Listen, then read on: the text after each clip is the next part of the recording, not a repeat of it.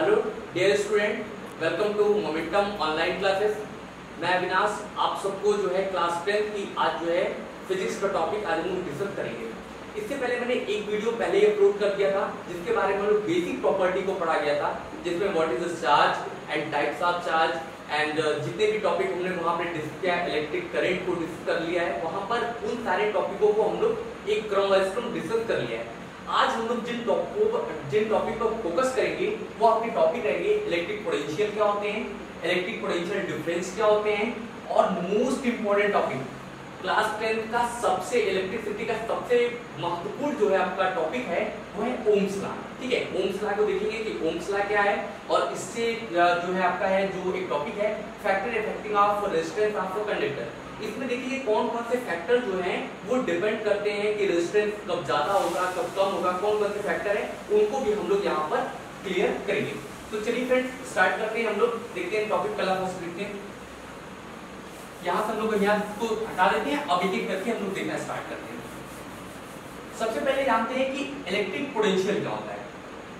तो अगर जो 9th में बच्चे जो पढ़े हैं वहां पर आप देखेंगे तो ये चीज आपको यहाँ तो क्लियर हो जाएगी कि आपके लिए ये टर्म तो नया है, लेकिन पोटेंशियल यानी हम लोग जो है पहले से ही पोटेंशियल को कहीं कहीं हम लोग डिस्कस किया गया है। तो यहाँ पर हम लोग देखेंगे कि इलेक्ट्रिक पोटेंशियल की बात किया जाए, वहां पे हम लोग पढ़े हैं ग्रेविटेशनल पोटेंशियल के बारे में देखा गया था, लेकिन यहाँ इलेक्ट्रिक पोटेंशियल क्या होता है।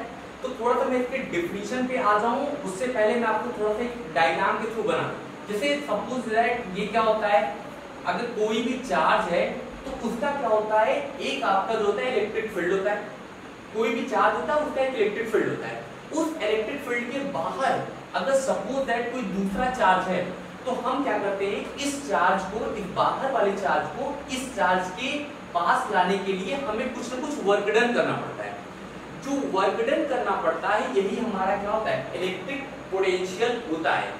यानी हम किसी आउटर चार्ज को, यानी जो हमारे इलेक्ट्रिक फील्ड के बाहर कोई चार्ज है उस चार्ज को अगर हम इलेक्ट्रिक फील्ड के अंदर लाते हैं तो इसमें जो वर्क डन करना पड़ता है इसी को हम लोग बोलते हैं इलेक्ट्रिक पोटेंशियल। तो अगर डिफिनेशन के तौर पर ये देखा जाए तो इलेक्ट्रिक पोटेंशियल में be defined as the work done to carry a unit positive charge from infinity to that point within electric field। इस तरीके से आप डेफिनेशन के तौर पर रख सकते हैं। जैसे सपोज दैट मान लेते हैं कि ये हमारा क्या है, इन्फिनिटी है। इन्फिनिटी का मतलब आप जो है बाहरी जो है सबसे जो आप रख सकते हैं वो इन्फिनिटी हमने रख दिया, और ये क्या है, इस चार्ज का जो है इलेक्ट्रिक फील्ड है। इस चार्ज के इलेक्ट्रिक फील्ड के बाहर से अगर हम किसी भी चार्ज को इसके भीतर लाते हैं तो इसके दौरान जो वर्क डन करना पड़ेगा यही होता है इलेक्ट्रिक पोटेंशियल। यानी इसको फॉर्मूले के रूप में रिप्रेजेंट करें तो V इक्वल टू होता है W/Q। Q नॉट इसलिए रख दिया क्योंकि ये हम लोग रखते हैं सिर्फ इमेजिनरी चार्ज होते हैं, लेकिन आप यहाँ पे ये जो फॉर्मूले यूज कर सकते हैं। ठीक है, V equal to W/Q where W is the work done and Q is the charge and V is the electric potential। Okay student, इतना क्लियर हो गया होगा कि ये टॉपिक आपको सिर्फ इतना ध्यान रखना है। मैं बगल में आप इलेक्ट्रिक पोटेंशियल डिफरेंस जब बताऊंगा तो वहां से इस कॉन्सेप्ट को और अच्छा क्लियर कर सकते हैं। जैसे देखिए यहाँ पे साइड में मैं यहाँ पे रिमूव करता हूँ, फिर यहाँ से हम लोग बताना स्टार्ट करते हैं। देखते हैं यहाँ पे इलेक्ट्रिक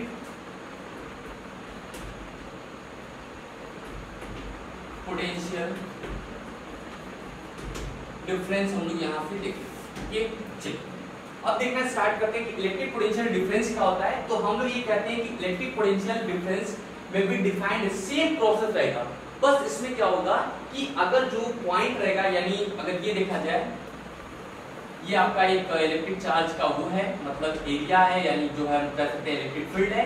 इस चार्ज के भीतर ही अगर किसी दूसरे चार्ज को पॉइंट ए से अगर हम पॉइंट बी तक लाते हैं तब इसको हम लोग बोलते हैं इलेक्ट्रिक पोटेंशियल डिफरेंस कहते हैं। ठीक, क्लियर यहाँ पे इस चीज को रखना है कि अगर आपको इलेक्ट्रिक पोटेंशियल पूछा जाएगा तो इलेक्ट्रिक पोटेंशियल क्या होता है कि चार्ज को इंफिनिटी से लेके आते हैं इलेक्ट्रिक फील्ड के भीतर, लेकिन इसमें क्या होता है, डिफरेंस में क्या होता है, इसमें हम लोग कहते हैं चार्ज को इलेक्ट्रिक फील्ड के किसी एक पॉइंट से किसी दूसरे पॉइंट में लाने पर जितना वर्क डन करना पड़ता है उसी को हम लोग कहते हैं इलेक्ट्रिक पोटेंशियल डिफरेंस के नाम से देखते हैं। जैसे अगर इस तरीके से बनाया जाए, एक इसको रे डायग्राम के थ्रू में और आप अच्छा समझ लीजिए। जैसे ये आप बना लो, ये हमारे पास क्या है, एक चार्ज है जिसका कुछ ना कुछ क्या होगा, इलेक्ट्रिक फील्ड होगा, ठीक है। और यहाँ पर कोई चार्ज है, इसको हमने पॉइंट बी बना लिया और इसको पॉइंट ए बना लिया, ठीक है। और इस पे इस चार्ज क्या था, क्यू नॉट था, इसको हमने यहाँ से यहाँ तक लाया तो ये क्यू नॉट यहाँ से आया। तो इस कंडीशन में हम कहेंगे क्या, V A minus V B equal to W upon, ये बनेगा इसका फॉर्मूला इलेक्ट्रिक पोटेंशियल डिफरेंस। तो इलेक्ट्रिक पोटेंशियल डिफरेंस में क्या होता है कि चार्ज को हम लोग इलेक्ट्रिक फील्ड के अंदर ही एक पॉइंट से दूसरे पॉइंट तक लाते हैं, जबकि इलेक्ट्रिक पोटेंशियल में क्या करते हैं, हम चार्ज को इन्फिनिटी से क्या करते हैं, इलेक्ट्रिक फील्ड के भीतर लाते हैं, ठीक। तो ये दो आप कॉन्सेप्ट अच्छे से रख लीजिएगा। और रही इसका जो नोट्स है वो आपको हम पीडीएफ फॉर्म में आपको दे देंगे, ओके। चलिए आगे बढ़ते हैं। यहाँ से क्या होती है इसकी यूनिट, क्या होती है यूनिट के बारे में देख लेते हैं। तो इलेक्ट्रिक पोटेंशियल की अगर यूनिट बोले तो जो इलेक्ट्रिक पोटेंशियल की यूनिट होगी वही इलेक्ट्रिक पोटेंशियल डिफरेंस की भी यूनिट होगी, क्योंकि दोनों में क्या है आप देख रहे हैं, यहाँ पोटेंशियल और डिफरेंस का मतलब अगर दो चीजों का डिफरेंस भी निकालते हैं तो भी इसकी यूनिट बदलती नहीं है। तो इसकी जो यूनिट होगी उसको हम लोग कहते हैं, यानी अगर देखा जाए यहाँ पे फॉर्मूला बना लेते हैं, फॉर्मूले के अकॉर्डिंग क्या होगा, W by Q, then W means किसका, यानी वर्क की यूनिट क्या हो जाएगी, जूल कर लेंगे, और Q मतलब कूलम। तो इसकी एक यूनिट तो बोल सकते हैं कि ये जूल पर कूलम होता है, या इसी को जनरली हम लोग क्या बोलते हैं, वोल्ट, ओके। यानी अगर आपसे पूछेगा कि इलेक्ट्रिक पोटेंशियल की एसआई यूनिट क्या होती है तो आप बताएंगे वोल्ट होती है। अगर इसको इस फॉर्मेशन में भी देता है तो आप याद रखिएगा कि दोनों फॉर्मेशन को आप ध्यान रखेंगे, वोल्ट भी होती है और जूल पर कूलम भी होती है। और ब्रेक करेंगे तो और चीजों को ब्रेक करना है तो वहां पे आप क्रम से कर लेते हैं। एक मैं ब्रेक करके आपको दिखा देता हूँ। जूल का फिर देखेंगे तो आप शायद यहाँ से ब्रेक करना शुरू करेंगे तो जूल को क्या लिख सकते हैं, यहाँ हम लोग लिखेंगे, यहाँ पे जूल हो जाएगा तो यहाँ पे लिख लेंगे क्या, केजी मीटर स्क्वायर पर सेकेंड पावर -2। और इधर कूलम को अगर हम लोग यूज करें, कूलम को हम लोग यहाँ पे लिख सकते हैं I equal to Q by T से यूज कर सकते हैं। तो Q की वैल्यू क्या करेंगे, एम्पियर इंटू सेकेंड कर सकते हैं। यहाँ से यूज करेंगे तो एम्पियर इंटू हो जाएगा सेकेंड। अब इसका पूरा फॉर्मेशन चेंज किया जाए तो हो जाएगा केजी मीटर स्क्वायर पर सेकेंड पावर -3 और एम्पियर पावर -1। ये जो होगा इसका जो हो जाएगा, यानी एम्पियर सिस्टम में, यानी पूरे ब्रेकिंग करने के बाद इसका यूनिट ये आएगा। अदरवाइज आप एसआई यूनिट याद रखिएगा, सेम जो इसका यूनिट होगा वही इसका यूनिट होगा, दोनों की यूनिट क्या होगी, एकदम सेम टू सेम होगी, ओके। चलिए अब हम लोग आगे बढ़ते हैं। क्या होता है, इलेक्ट्रिक पोटेंशियल को मेजर करने वाले इंस्ट्रूमेंट का नाम क्या है, ये भी ध्यान रखिएगा, ये भी आपके एग्जाम में ऐसे क्वेश्चन भी बनाते हैं। तो इलेक्ट्रिक पोटेंशियल जो होते हैं उसका इंस्ट्रूमेंट जो होता है उसका नाम है वोल्टमीटर। ध्यान रखेंगे इंस्ट्रूमेंट क्या है, वोल्टमीटर। वोल्टमीटर हमेशा क्या होता है, क्या मेजर करता है, तो इलेक्ट्रिक पोटेंशियल यानी डिफरेंस को मेजर करता है। और इसको जनरली हम लोग वोल्टेज भी कहते हैं, इलेक्ट्रिक पोटेंशियल डिफरेंस को हम लोग क्या कहते हैं, वोल्टेज भी हम लोग कहते हैं। तो ये भी ध्यान रखिएगा कि इसका इलेक्ट्रिक पोटेंशियल डिफरेंस का जनरल नाम क्या है, वोल्टेज है। और इसका जो इंस्ट्रूमेंट है, जो मेजर करने वाला इंस्ट्रूमेंट है, उसका नाम क्या है, वोल्टमीटर है। तो इतना चीज आपको इसको इतना ध्यान रखना है, इसकी यूनिट याद रखनी है, इसकी डिफिनीशन को ध्यान रखना है, और इसमें क्या होता है, कौन सा इसको जनरल नाम क्या जाते हैं, वोल्टेज होता है, ये सारी चीजों को आपको ध्यान रखना पड़ेगा, ओके। चलिए स्टूडेंट हम लोग आगे बढ़ते हैं।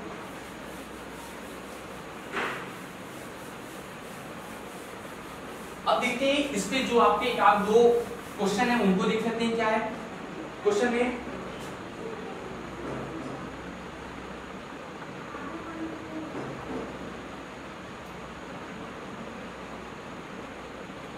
लिखा है हाउ मच वर्क डन। मैं क्वेश्चन दे रहा हूं, उसको आप नोट भी कर लीजिएगा।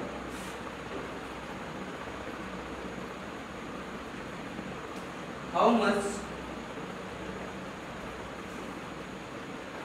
Work done is moving a charge of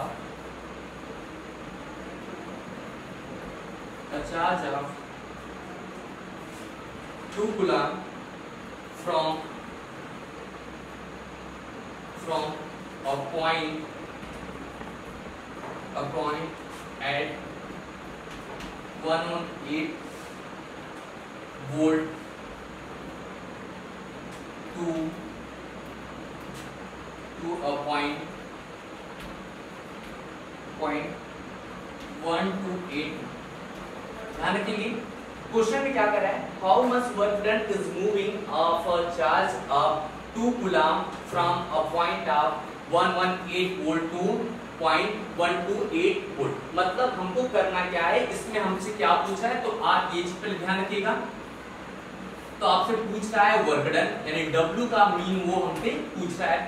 दूसरा क्या कर रहा है, उसमें वो चार्ज दे दिया है, चार्ज दैट मीन Q, वो ऑलवेज Q को दिया है। और हम लोग बात करते हैं कि 118 वोल्ट जो है ये पहले वोल्टेज था, उसके बाद कितना वोल्ट ले गए, तो 128 वोल्ट ले गए। तो अगर हम इसको सपोज दैट हम इन दोनों का डिफरेंस निकाले तो हमारे पास क्या हो जाएगा, electric potential difference is equal to क्या होता है, वर्क अपॉन चार्ज। और इलेक्ट्रिक पोटेंशियल डिफरेंस कितना है, तो हम लोग जो फाइनल हमारा डिफरेंस है 128 minus 118 upon W by Q कर सकते हैं। और यहाँ से आप निकाल लोगे तो W क्या निकल जाएगा, यानी किसका डिफरेंस निकालोगे तो कितना आएगा, समथिंग ये हो जाएगा आपका, आ जाएगा यहाँ से 10। और ये क्या है, चार्ज की वैल्यू ऑलरेडी किया है 2, यानी हम निकालेंगे तो हो जाएगा 20 क्या हो जाएगा, जूल हो जाएगा। ओके स्टूडेंट, यानी कितना हमको वर्क डन करना पड़ेगा, तो हमको जो होगा 20 जूल वर्क डन करना पड़ेगा। कब करना पड़ेगा, जब 2 कूलम चार्ज होगा और उसको कितने वोल्टेज से कितने वोल्टेज पे ले जाना है, तो आपको ये होगा कि 118 वोल्ट से लेके 128 वोल्ट तक ले जाना पड़ेगा। तब हमको कितना वर्क डन करना पड़ेगा, होगा 20 जूल वर्क डन करना पड़ेगा। ओके चलिए नेक्स्ट क्वेश्चन की ओर आगे बढ़ते हैं।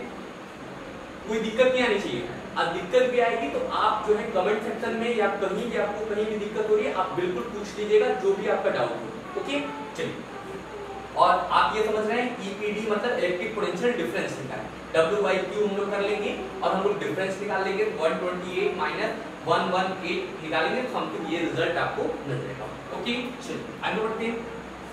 क्वेश्चन इसी तरीके से दूसरा क्वेश्चन देखते हैं। कम से कम आप 2-4 क्वेश्चन इस पर प्रैक्टिस भी जाके, जितना हम करा दे रहे हो तो ठीक है, और भी जाकर आप घर पे प्रैक्टिस जो है अच्छे से करते रहिएगा। Okay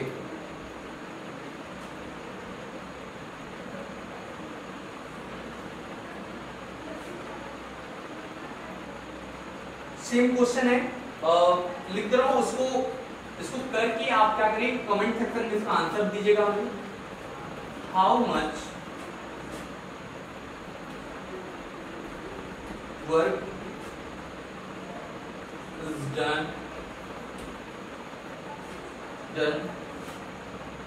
in moving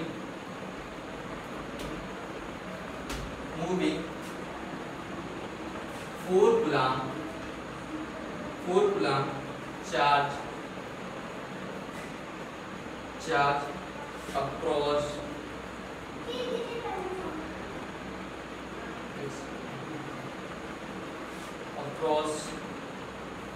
2 point having potential difference 10। Okay, इस क्वेश्चन को आप क्या करेगा करके मुझे कमेंट बॉक्स में आंसर इसको करेगा कि how much work done is moving 4 coulomb of charge across 2 point having potential difference। अच्छा, इसमें क्या है, ऑलवेज ये जो है पोटेंशियल डिफरेंस जो है वो निकाल कर दे दिया है, 10 वोल्ट दे दिया है, लेकिन इसमें हमको क्या पूछा है, वर्क डन पूछा है और चार्ज वैल्यू दिया है। इससे पहले वाला जो हम लोग क्वेश्चन किए उसमें हमको एक पहला मिला था, यानी एक वोल्टेज मिला था और एक दूसरा वोल्टेज मिला था, तो इन दोनों का हम लोग डिफरेंस निकाले। लेकिन इसमें क्या है, ऑलवेज जो है पोटेंशियल डिफरेंस दे दिया है 10 वोल्ट और उसमें चार्ज भी दे दिया है, कितना वर्क डन होगा इस चीज का आप आंसर करके मुझे जो कमेंट सेक्शन में दीजिएगा। चलिए अब एक क्वेश्चन नंबर 3 यूज करते हैं। ये भी क्वेश्चन आपके लिए थोड़ा सा 9th के रिवीजन के पर्पस से भी अच्छा हो जाएगा, क्योंकि उसमें भी हमने आपको काफी कुछ कराया था। ओके, लिखा है if 4 into 10 to power minus 3 joule of work done is moving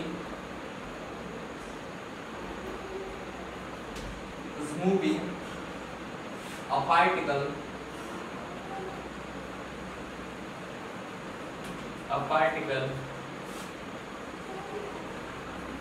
carrying a charge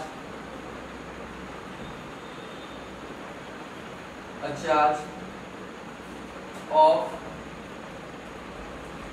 16 into 10 to power minus 3 from infinity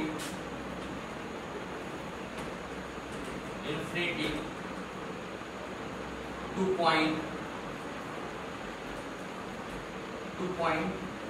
P।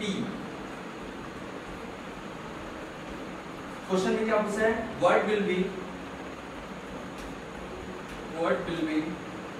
the potential at a point। चलिए देखते हैं। सेम, सिर्फ करना क्या है, इसमें सारी चीजें तो सेम दी है, बस इसमें जो ये वाले जो नंबर है ना, इनको कैलकुलेशन के हिसाब से क्या करना पड़ेगा, इनको थोड़ा अच्छे से देखना है। लिखा है if 4 into 10 to the power minus 3 joule of work is done to moving a particle carrying a charge of 16 into 10 to the power minus 3 from infinity to point P, what will be the potential। अच्छा, एक चीज तो यहाँ तो clear हो गया होगा ना कि यहाँ पर आपका एक वर्ड यूज कर लिया है इंफिनिटी।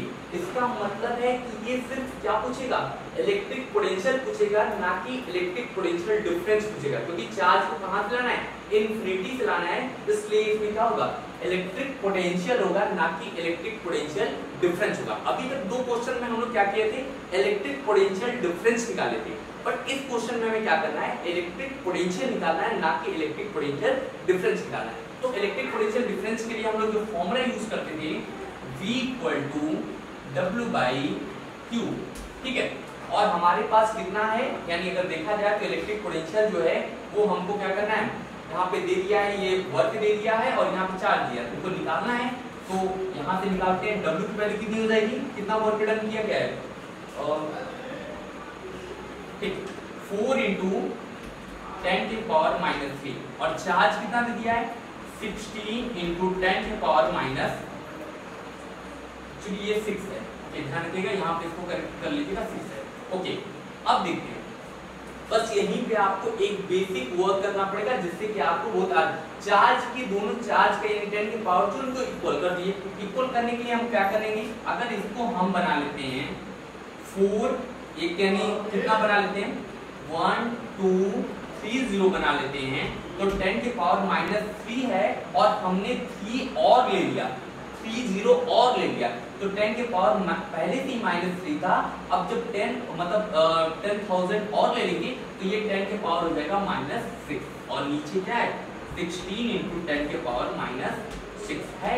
इसको ऊपर कर दीजिएगा तो हो जाएगा क्या, 4000/16 इंटू हो जाएगा 10 के पावर -6 और इंटू 10 के पावर +6। अब ये हो जाएगा कैंसिल आउट, क्योंकि जो है इनके बेस इक्वल है तो पावर जुड़ जाते हैं, और -6 और +6 बराबर 0।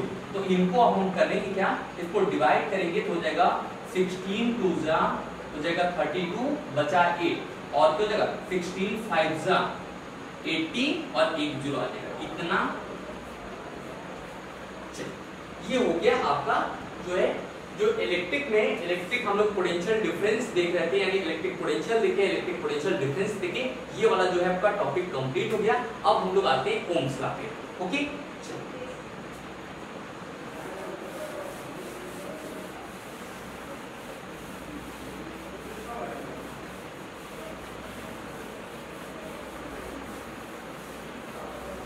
चलो अब आते हैं कि ओम्स लॉ क्या होता है।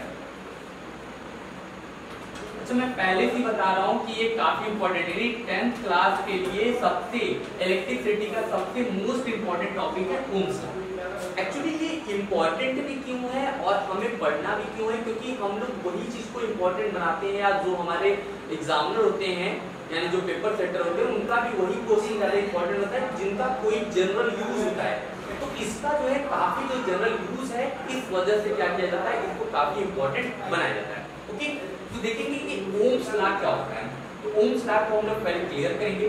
इसमें करना क्या है कि इसमें एक नया फैक्टर जुड़ेगा, वही फैक्टर ही हम लोग को डिस्कस करना है। इसमें होता क्या है, मानते हैं कोई हमारे पास ये हुआ है,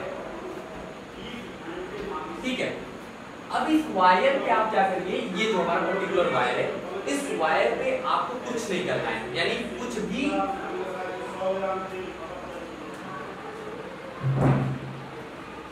ये जो है पर्टिकुलर आपका जो वायर है, इस वायर पे आपको इसके कोई फिजिकल कंडीशन में कोई भी चेंजिंग नहीं करना है। मतलब ना तो इसके लेंथ को इंक्रीज करना है, ना तो इसको टेम्परेचर देना है, मतलब इस टाइप की चीजों को आप इग्नोर करिए, छोड़ दीजिए। तो इसके जो है इसके टर्मिनल पर जो आप वो करेंगे यानी पोटेंशियल सेटअप करेंगे, वो इसके डायरेक्टली प्रोपोर्शनल होगा इसके करंट के। जैसे अब इसको आप समझिए, मतलब हम ये कह रहे हैं कि इफ द ऐसे कर सकते हैं, if the physical condition of a wire like temperature length is remain constant, then potential setup of the end of two terminal is directly proportional to the current flowing through it। मतलब इसमें क्या करना है कि अगर हम temperature को ignore कर दें और आपके वो इग्नोर करें यानी लेंथ को, इसमें किसी प्रकार का हम लोग छेड़छाड़ न करें, तो इसमें जो होगा पोटेंशियल जो आपका हो जाएगा, यानी पोटेंशियल जो डिफरेंस है वो डायरेक्टली प्रोपोर्शनल किसको हो जाएगा, करंट की हो जाएगा।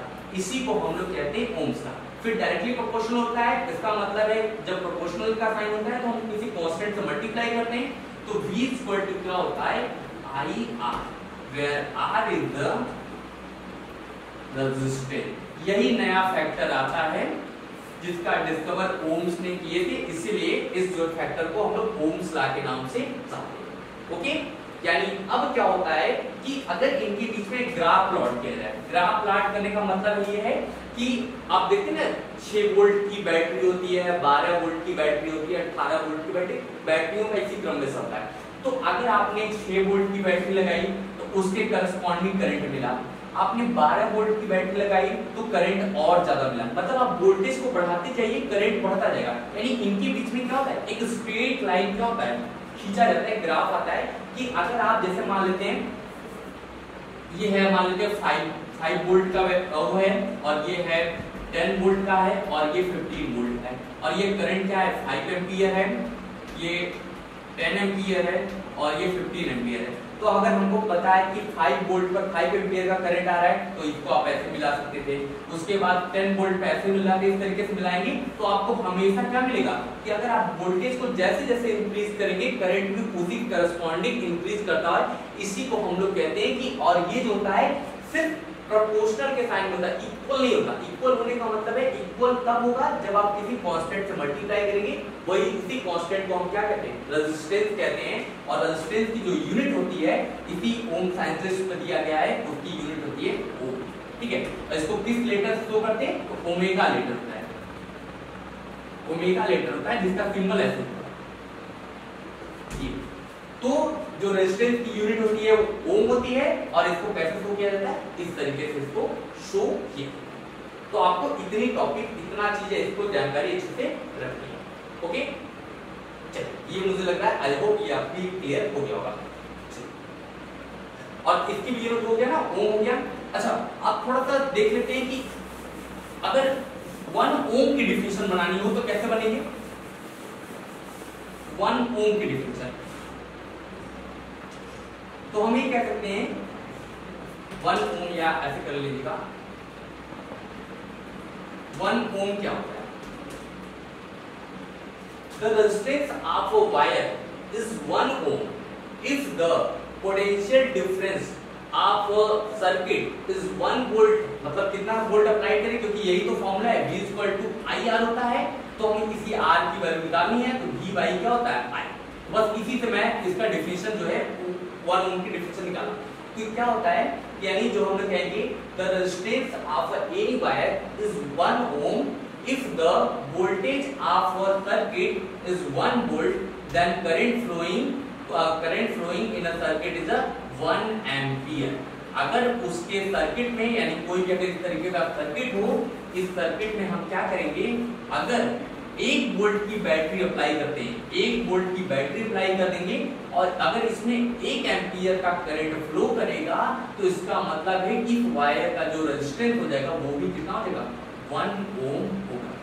ध्यान रखेंगे कैसे होगा कि अगर इस बैटरी का जो है, ये जो बैटरी लगा रहे हैं, यानी जो सेल लगा रहे हो, तो उसका अगर वोल्टेज जो है 1 वोल्ट हो और उसमें जो करंट फ्लो कर रहा हो वो 1 एम्पियर का हो, तो उसमें जो उसका जो रेजिस्टेंस होगा वायर का, वो भी क्या होगा, 1 हो जाएगा, 1 ओम हो जाएगा। तो ये डिफिनेशन के तौर पर आप इसको ध्यान रख सकते हैं। ओके, ठीक है।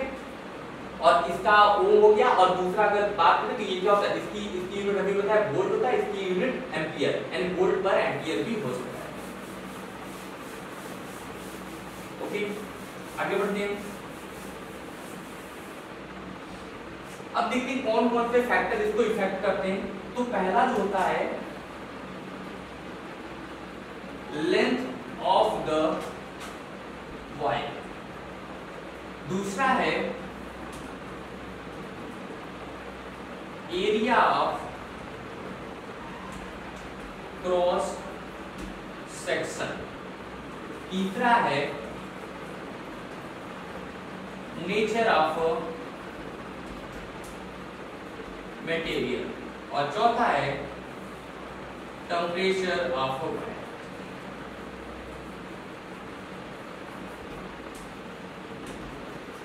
ओके, देखिए थोड़ा सा ध्यान रखिए कि यहाँ पे ये 4 फैक्टर कैसे इफेक्ट कर रहे हैं, उन्हीं को एक बार अच्छे से आप देख लीजिए, हो जाएगा आपका इधर से भी क्लियर। देखेंगे अगर हमारे पास ये वायर है, हमारे पास ये वायर है, अगर हम कह रहे हैं कि ये वायर है और इस वायर को जस्ट हम डबल कर दे रहे हैं, मतलब इस वायर को हम जस्ट डबल कर दे रहे हैं, तो अगर मान लेते हैं कि इसमें, अच्छा जनरली चीज आप रेजिस्टेंस का मतलब एक समझ लीजिएगा रुकावट से, रेजिस्टेंस का मतलब रुकावट से, कि ये जो है करंट का, क्योंकि देखेंगे अगर डिफिनेशन को देखेंगे तो आप होता है V = IR, मतलब इन दोनों I और R एक दूसरे की इनवर्सली हैं, मतलब रेजिस्टेंस ज्यादा होगा तो करंट क्या होगा,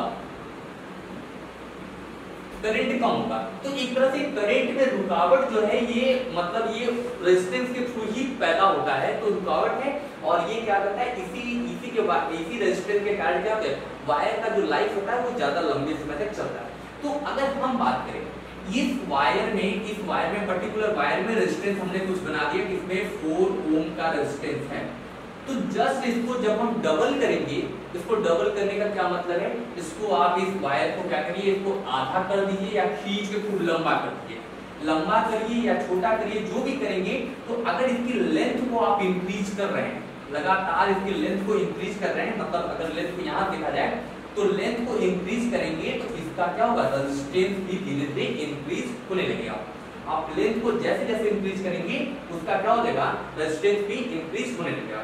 दूसरे सेक्शन में बात करें कि अगर एक खूब मोटा वायर ले लीजिए, ऐसे ले लीजिएगा, और एक पतला वायर ले लीजिएगा, तो जो मोटा वायर होता है, यानी अगर हम इसको इस तरीके से पहले फॉर्मूले फंक्शन देख लीजिएगा, R inversely proportional to A, मतलब अगर मोटा वायर है तो उसका रेजिस्टेंस कम, और पतला वायर है इसको हम कह सकते हैं, इसमें लिख लीजिएगा हाई रेजिस्टेंस और इसमें, ठीक है, इसमें देखेंगे इसका जो है ये क्या है, इसका हाई रेजिस्टेंस होगा और इसका जो होगा ये क्या होगा, लो रेजिस्टेंस। तो आप एक पॉइंट अपनी कॉपी में नोट पहले कर लीजिएगा कि अगर मोटा वायर है यानी जो थिक वायर है उसका जो रेजिस्टेंस होगा वो लो होगा और जो पतला वायर है यानी थिन वायर है उसका रेजिस्टेंस हाई होगा। इसीलिए आप जब वायर को देखते हैं तो जब कोई वायर होता है, कोई मोटा वायर होता है, उसके अंदर देखते हैं तो ढेर सारे वायर होते हैं, पतले पतले वायर होते हैं, क्योंकि उसका रेजिस्टेंस हाई रखना पड़ता है जिससे वो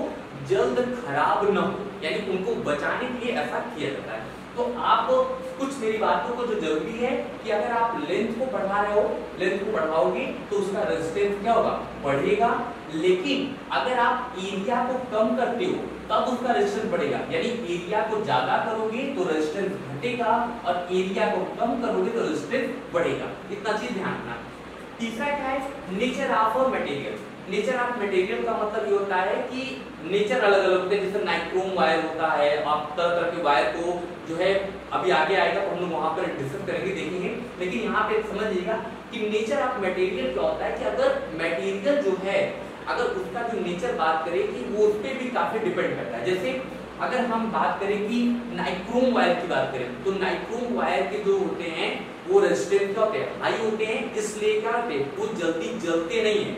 आप देखते ना आमतौर पे वहां पे देख सकते हैं हीटर उटर में जो होता है वो ऐसे वायर यूज किए जाते हैं जो सेमी कंडक्टर टाइप के होते हैं कि जिनकी रेजिस्टेंस क्या हो, काफी हाई हो और वो जले भी नहीं और ज्यादा लॉन्ग टाइम तक चलते हैं। इसलिए आप देखिए हीटर में से वो पूरी तरीके से रेड हो जाता है, रेड होने के बाद वो लाल मतलब दिखाई देता है लेकिन वो जलता नहीं है क्योंकि उसका रेजिस्टेंस क्या होता है, बहुत हाई होता है। और उसी चीज को अगर आप कॉपर वायर के साथ यूज करेंगे तो कॉपर वायर तब तक जल जाएगा।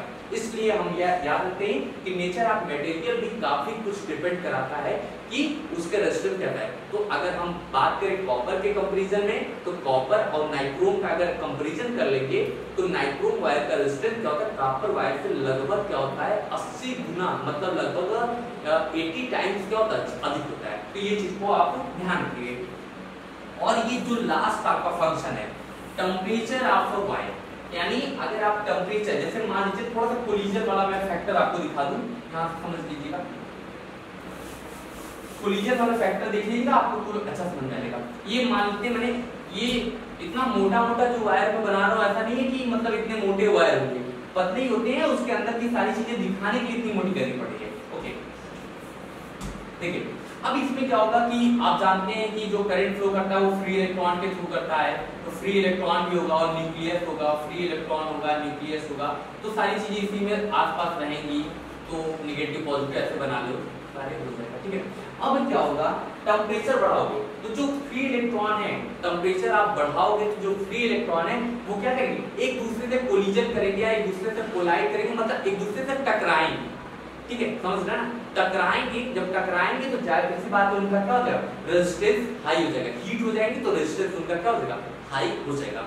तो आप इन चारों फैक्टर को याद रखिए, कहीं ना कहीं इन सारे फैक्टर से आप क्वेश्चन आराम से बनते हैं। तो आप देखेंगे length of wire is directly proportional to resistance, मतलब लेंथ अगर वायर की लेंथ को बढ़ाते हैं तो उसका रेजिस्टेंस क्या होगा, वो भी उसी करस्पॉन्डिंग बढ़ेगा। दूसरा बात करेंगे एरिया ऑफ क्रॉस सेक्शन, मतलब एरिया को आप बढ़ाएंगे उसका रेजिस्टेंस क्या होगा, घटेगा, क्योंकि यहाँ पर इनवर्सली का सिंबल है। ओके चलिए नेचर ऑफ मटेरियल, सभी जो होते हैं प्योर जो होते हैं, मतलब अगर मटेरियल की बात करेंगे तो सभी के जो होते हैं रेजिस्टेंस अलग अलग होते हैं, कुछ किसी के कुछ होते हैं किसी के कुछ। और हम लोग लास्ट बात करेंगे टेम्परेचर ऑफ वायर, कि अगर टेम्परेचर को आप इंक्रीज करते हो तो उसका रेजिस्टेंस भी क्या होगा, उसी करस्पॉन्डिंग इंक्रीज करेगा।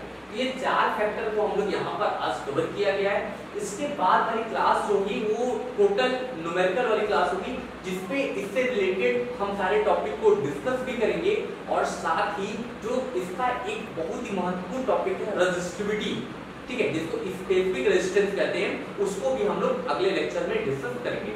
तब तक के लिए जो है आप इसी तरीके से पढ़ते रहिए और लॉकडाउन जो मिला है उसका भरपूर फायदा उठाइए, आपके लिए काफी अच्छा होगा। Thank you.